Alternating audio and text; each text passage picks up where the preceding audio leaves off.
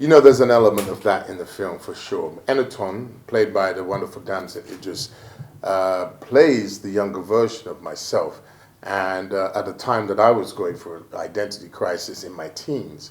And what this film Farming is about, it shows the direct correlation between racism and self-hatred. And you alluded to the notion of bleaching, or what is commonly known as yellow fever.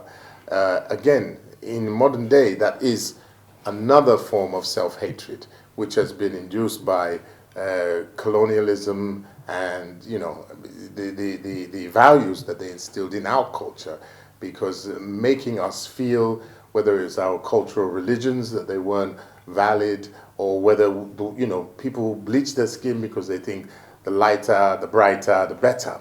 And I think young Eneton in this movie was feeling somewhat the same. He was trying to be something other than he was. So there are themes that occur in this movie that are very much relevant to what's happening in today's Nigerian culture and just culture generally. Because I've lived with the story so long, and then to see these wonderful actresses and actors, you know, Genevieve, Kate Beckinsale, Damson Idris, breathing life into words that I've written, and then playing characters that I grew up with, and also playing myself.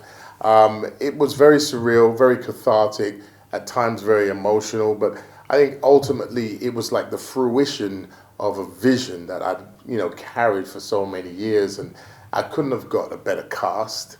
They were fantastic, and they really did a credit to the people that I know in my life that they were representing. And yeah, it was ultimately a sense of jubilation to see all these elements come together to produce the film and the end result.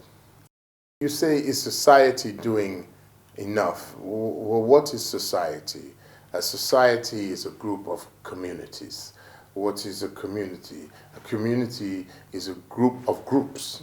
What is a group? A group is a bunch of couples, you know. And what is a couple? It's two people. And what comes from the two, you get the one. So one is the mother of all.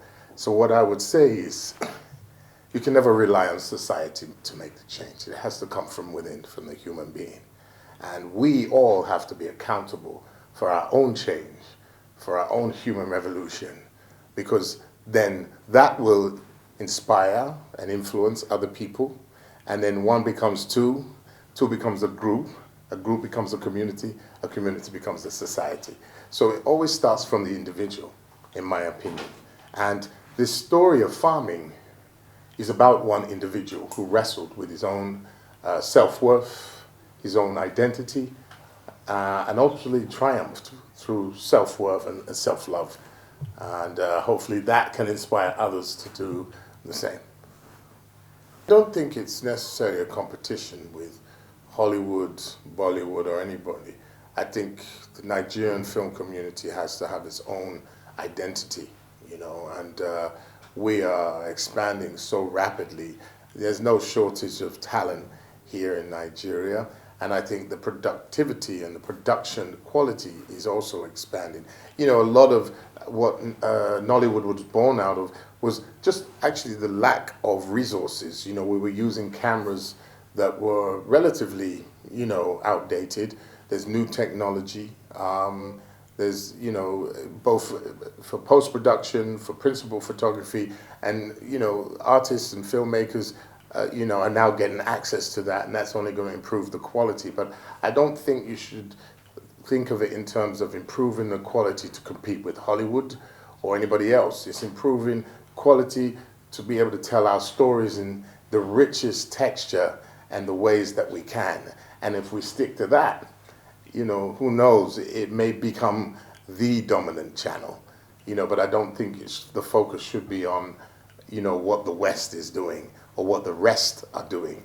It should be how we want to do it for ourselves, you know.